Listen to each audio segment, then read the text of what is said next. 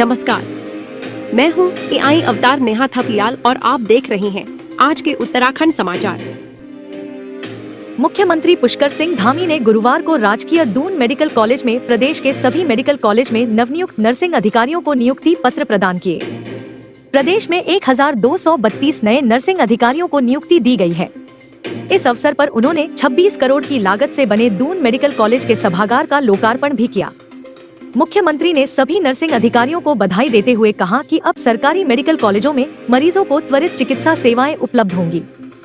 उन्होंने आशा व्यक्त की कि नवनियुक्त नर्सिंग अधिकारी पूर्ण निष्ठा, समर्पण और मानवीय मूल्यों के साथ कार्य करेंगे और प्रदेश की स्वास्थ्य सेवाओं को एक नई ऊंचाई प्रदान करने में अपनी महत्वपूर्ण भूमिका निभाएंगे।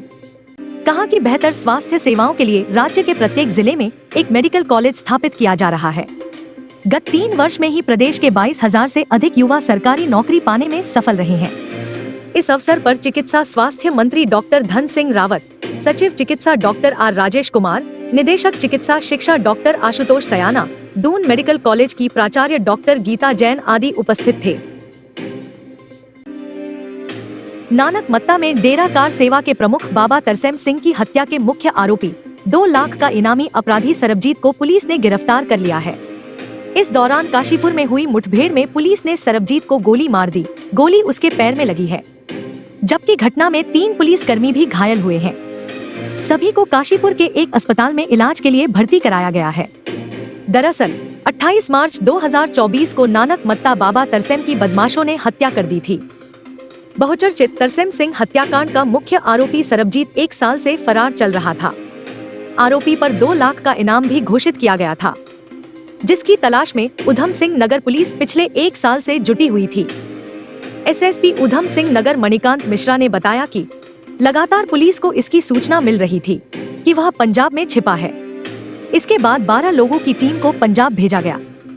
हत्याकांड के मुख्य आरोपी सरबजीत सिंह को पंजाब के तरन तारण से गिरफ्तार कर विशेष टीम उधम सिंह नगर ला रही थी।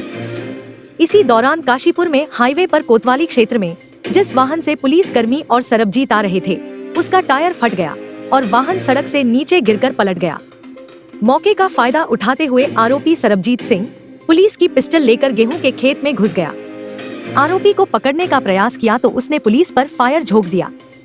पुलिस टीम द्वारा जवाबी कार्रवाई शुरू की गई।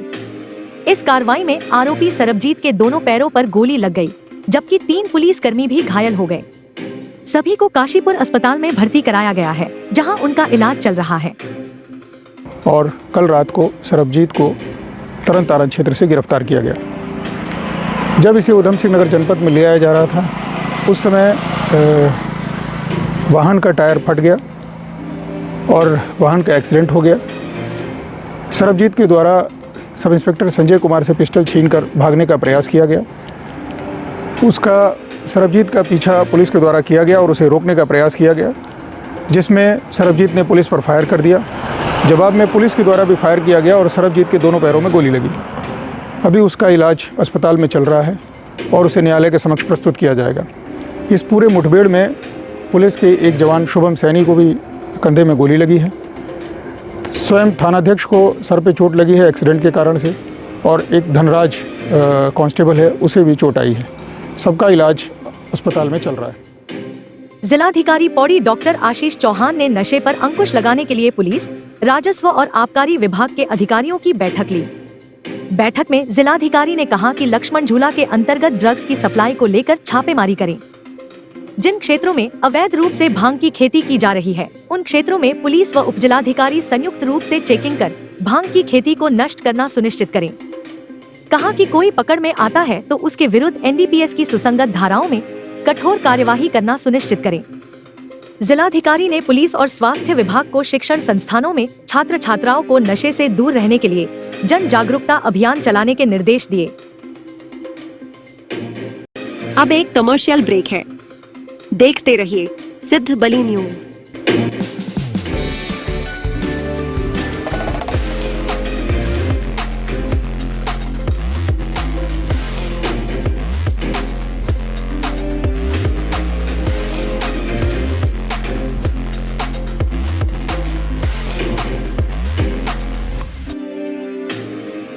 गौ तस्करों से हरिद्वार पुलिस की हुई मुठभेड़ में पुलिस ने एक शातिर गौ तस्कर को गोली मार दी।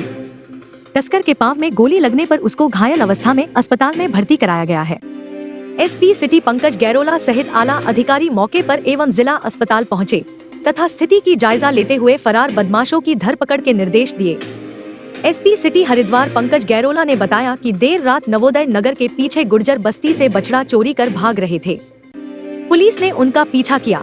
बदमाशों से आने की रोड के जंगल के पास पुलिस पर फायरिंग कर दी। पुलिस टीम की जवाबी फायरिंग में एक बदमाश गोली लगने से घायल होकर जमीन में गिर गया और उसके 2 साथी जंगल की ओर भाग गए। घायल बदमाश की पहचान प्रदीप उर्फ जुम्मन निवासी ग्राम देदनोर सहारनपुर उत्तर प्रदेश के रूप में हुई। बदमाश के पास से बिना नंबर की एक सेंट्रो कार, एक तमंचा 315 बोर, 2 खोखा कारतूस 315 बोर और 2 खोखा कारतूस 9 mm बरामद किए गए हैं। पुलिस टीम द्वारा फरार बदमाशों की तलाश की जा रही है। सरकार के 3 वर्ष पूर्ण होने के उपलक्ष्य में विधानसभा पौड़ी क्षेत्र के विकास खंड कलजिखाल में बहुउद्देशीय शिविर आयोजित किया गया।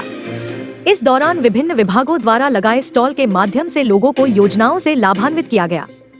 वहीं विभिन्न योजनाओं के लाभार्थियों को चेक व उपकरण दिए गए। कार्यक्रम में पौड़ी विधायक राजकुमार पोरी ने लाभार्थियों को मुख्यमंत्री महालक्ष्मी किट, कृषि यंत्र, चेक वितरित किए।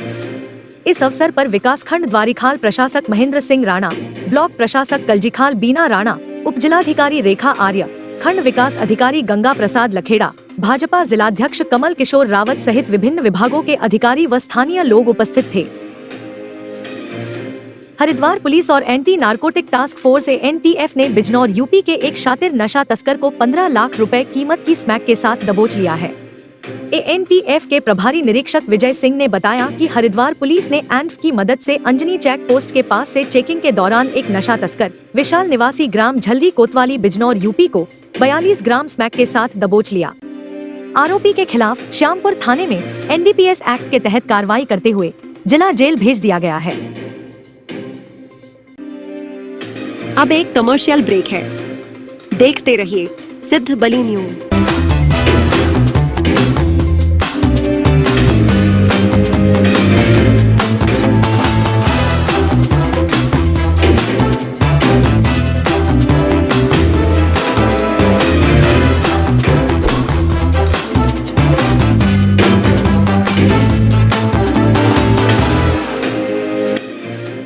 सामुदायिक स्वास्थ्य केंद्र घंडियाल में विधिक जागरूकता शिविर का आयोजन किया गया, जिसमें सचिव जिला विधिक सेवा प्राधिकरण अकरम अली ने कानूनी एवं सामाजिक विषयों पर जानकारी देते हुए सुरक्षित दवा सुरक्षित जीवन अभियान, तस्करी और वाणिज्यिक यौन शोषण के पीड़ित योजना, मानव तस्करी, ट्रांसजेंडर अधिकार, महिला प्रतिकर योजना, पोक्सो अधिनियम, पीसी एंड पीएनडीटी अधिनियम, एनडीपीएस अधिनियम, जमानत bond, warrant, NALSA helpline number 15100, cyber सुरक्षा और साइबर अपराधों से संबंधित विषयों पर जानकारी प्रदान की। उत्तराखंड की ग्रीष्मकालीन राजधानी गैरसैंण स्थित अंतर्राष्ट्रीय संसदीय अध्ययन, शोध एवं प्रशिक्षण संस्थान के तत्वावधान में आयोजित 2 दिवसीय छात्र संसद के समापन पर रंगारंग सांस्कृतिक कार्यक्रमों की धूम रही। कार्यक्रम के दौरान पारंपरिक ढोल-दमाओं की गूंज से वातावरण संगीतमय हो उठा। छात्रों ने उत्तराखंड के लोकगीतों की धुन पर झूमकर अपनी संस्कृति के प्रति अपनी गहरी आस्था व्यक्त की। छात्राओं ने गढ़वाली गीतों पर मनमोहक नृत्य प्रस्तुत कर समारोह में समा बांधा। कार्यक्रम के नोडल पदाधिकारी पीजी कॉलेज कर्णप्रयाग के प्रोफेसर डॉक्टर वी.एन. खाली ने कहा कि यह कार्यक्रम न केवल युवाओं को लोकतांत्रिक प्रक्रियाओं से जोड़ने का मंच प्रदान करता है, बल्कि उन्हें अपनी लोक संस्कृति से भी जोड़ता है।